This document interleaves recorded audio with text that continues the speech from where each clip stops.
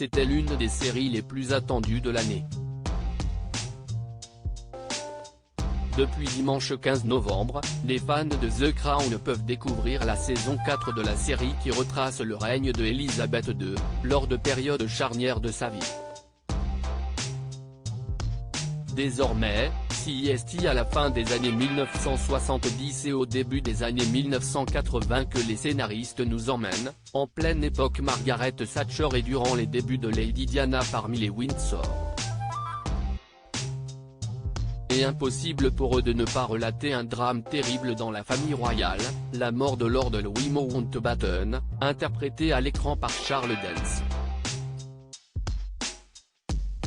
C'est en effet dès le premier épisode que les fans de la série assistent à cet événement tragique qui a marqué le prince Philippe, dont il était l'oncle maternel, mais aussi le prince Charles, tandis qu'il était pour le prince héritier un véritable mentor.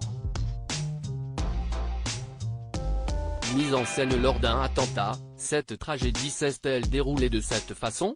Si Buckingham Palace crie régulièrement à l'inexactitude de certaines scènes de la série, celle-ci est en tout point vraie.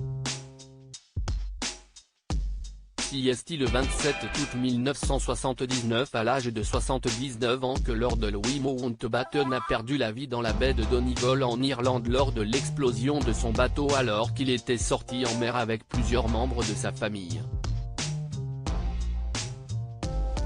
Un attentat qui a fait 4 morts et 3 blessés graves dans cette explosion, provoquée par une bombe télécommandée de 23 kg qui a été déclenchée à distance après avoir été placée près du moteur du bateau, périssent également le petit-fils de Louis Mountbatten, Nicholas Knatchbull âgé de 14 ans, ainsi qu'un jeune garçon originaire du comté de Fermanagh, Paul Maxwell âgé de 15 ans.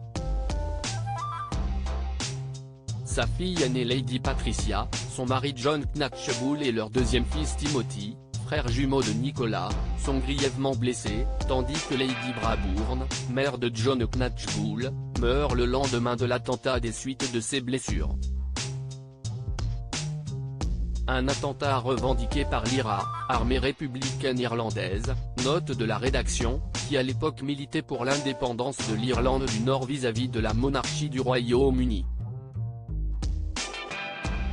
Si cet attentat ciblait avant tout Elisabeth II en s'attaquant à l'un de ses proches, Lord Louis Mountbatten s'est révélé être une cible privilégiée pour l'IRA, puisqu'il séjournait régulièrement dans son château de Classiebawn, en Irlande du Nord.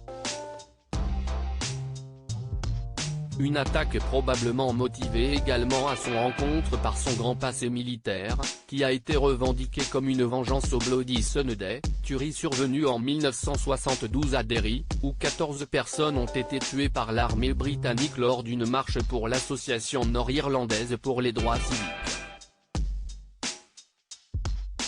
En réponse à la mort de Lord Mountbatten, Margaret Thatcher a mis en place une politique répressive plus inflexible que jamais face aux membres de l'IRA.